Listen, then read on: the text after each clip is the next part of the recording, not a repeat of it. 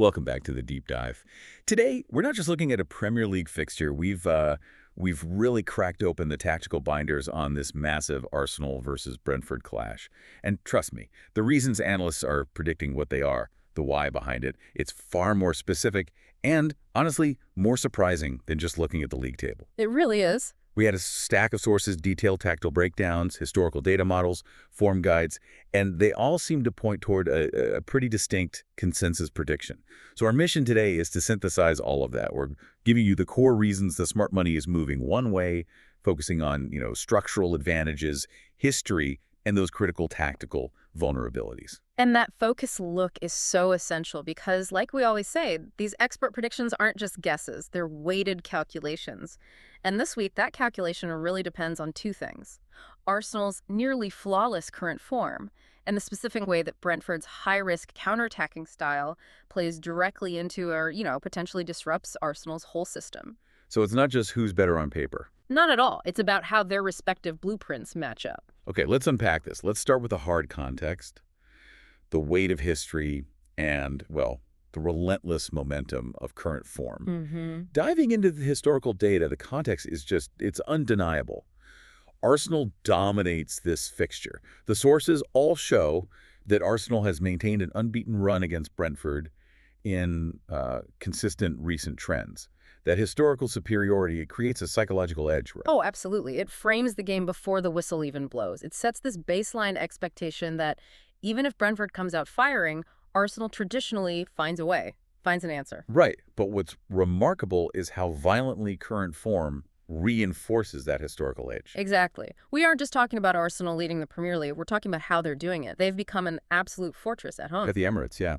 When they play at the Emirates, they control something like 70% of the game's tempo.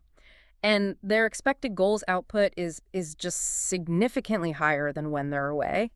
But the real story isn't just the goals they score. It's the ones they prevent. Their defensive record. Look at their defensive metrics, particularly expected goals against. Arsenal has one of the lowest figures in the entire league. That level of consistency, plus a keeper who is playing out of his skin. It means visiting teams face a colossal hurdle. So it's not just about breaking them down. No. You have to beat one of the stingiest defenses in modern Premier League football. And that really is the defining structural contrast that drives the prediction. Now, we have to acknowledge, Brentford are dangerous. They're a team capable of upsets, of scoring big goals. But their major weakness, according to the data, is playing away against the league's elite. So the consensus view kind of sets the stage. Arsenal is the overwhelming favorite, driven by form and history. Okay, that structural advantage is clear. But structure only works if the individuals execute. Let's move on and look at the difference makers, the key goal threats, and the impact of squad quality. Right, because this is where the game gets decided, especially in those final 20 minutes. So let's talk about Arsenal's offense.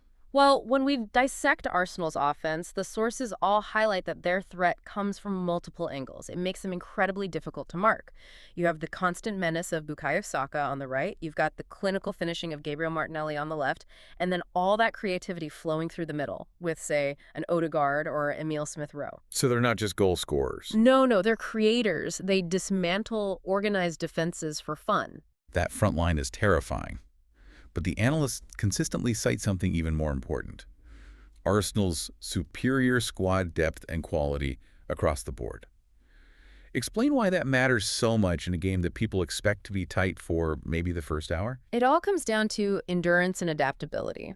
When we talk about depth, we're talking about the quality of rotation that lets Arsenal maintain this elite level of pressing and intensity for the full 90 minutes. They can bring on a Leandro Trossard or a Fabio Vieira, to inject fresh, high-quality attacking energy late in the game. A lot of mid-table teams just start to tire and drop deeper at that point. So it's not about the starting 11. It's about the bench. And that's a massive, massive differentiator favoring Arsenal. And you see it in defense, too.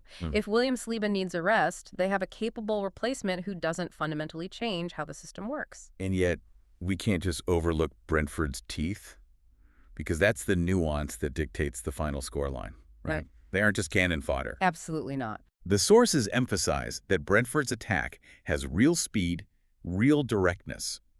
They can punish teams quickly.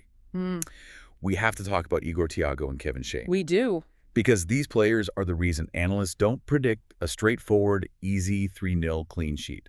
They represent a clear, focused threat. But wait a minute, though.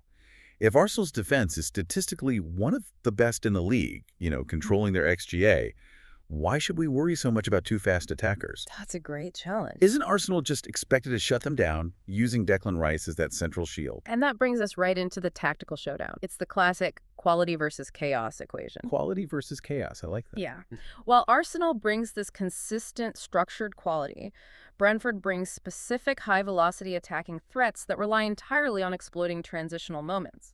Arsenal's excellence is built on their structure. If you can break that structure for just 3 seconds, those pacey players have a chance. Okay, so that brings us perfectly into our next segment, the tactical showdown.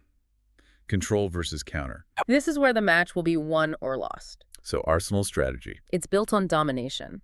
They will look to control possession, not passively, but aggressively dictating the tempo, setting traps in midfield. Their formation, it often relies on inverting their fullbacks, like a Zinchenko stepping into midfield to create a numerical superiority. And that lets them, just systematically break down defenses. Precisely. It lets them break down organized mid-blocks, which is exactly the kind of defense Brentford plays. So Brentford, knowing they can't win a possession battle, has prepared the tactical antidote. The antidote is rapid transition attacks. They use blistering pace on the wings, and they aim to bypass Arsenal's dense midfield entirely. So no slow build-up play? None. The sources are clear on this. They will avoid it. It's all about quick counters, getting the ball into the penalty area early. And that tactic is designed to target a very specific vulnerability, isn't it? A very specific one. Their whole game plan hinges on exploiting any defensive lapse from Arsenal, specifically the space created when Arsenal's fullbacks push high up the pitch. Right. If Arsenal loses the ball in the final third, that transition from attack to defense needs to be immediate. If it's delayed by even a second, that space behind the advanced fullbacks is the channel that Schade and Thiago are engineered to exploit. So they're trying to create discomfort, force Arsenal into these awkward one-on-one defensive situations. Exactly. You mentioned Declan Rice as the midfield screen, and Brentford's recent success against similar teams has come from specifically overwhelming that central pivot. They'll use 2 runners from deep to prevent him from covering the wide areas effectively. But the expectation still remains firmly in Arsenal's favor. Why? Because, at the end of the day, they possess better overall quality and depth, and they are playing at home. Analysts believe Arsenal will control the midfield effectively enough to limit those transition opportunities. So it's game of attrition. It is. Can Arsenal maintain midfield discipline and prevent the fast break? Or will Brentford's pace force that one critical error? The experts are leaning heavily toward Arsenal solving that puzzle. Okay, let's wrap this up by looking at the final predictions. Let's bring all these threads together. The form, the depth, the tactical contrast. Let's do it. We've established that Arsenal looks significantly stronger, better recent form, historical dominance, home advantage, and, just more depth and consistency. Yeah. So what's the most commonly cited outcome? What does this scoreboard actually look like? When analysts model this match, the vast majority point firmly to an Arsenal win, but not a blowout. Not a 4-0. No. The most common predicted scorelines are 2-1 or 2-0, and that tells you exactly how all the factors we've discussed are being weighted. Arsenal's quality ensures the victory, but Brentford's specific attacking threat keeps the margin narrow. And it makes that clean sheet pretty unlikely. Very unlikely. And this brings up the key nuance that prevents that straightforward Arsenal clean sheet prediction. Right. Because Brentford carries that strong attacking threat, value bets often point toward BTTS or both teams to score. So analysts in betting markets, they respect Brentford's ability to capitalize on maybe 1 or 2 chances. Exactly, even if they ultimately lose the contest. The fact that over 2.5 goals is also a common prediction just reinforces the view that this will be a pretty open game, not some defensive slog. So the balanced view is what? The balanced view is that Arsenal is the strong favorite. They're expected to dominate possession and control the territory at home. A narrow Arsenal win with goals at both ends is the most plausible outcome. That 2-1 scoreline just perfectly captures the balance. The balance between Arsenal's high expected goals and Brentford's knack for scoring against the run of play. You've got it. There are, however, 2 key variables that could dramatically shift that result. Okay. Firstly, if Arsenal's attack is clinical and they convert a chance early, say within the first 15 minutes, the game could open up dramatically. Because Brentford would have to abandon their defensive block and chase the game. Right. And that could lead to a much higher scoring victory for Arsenal.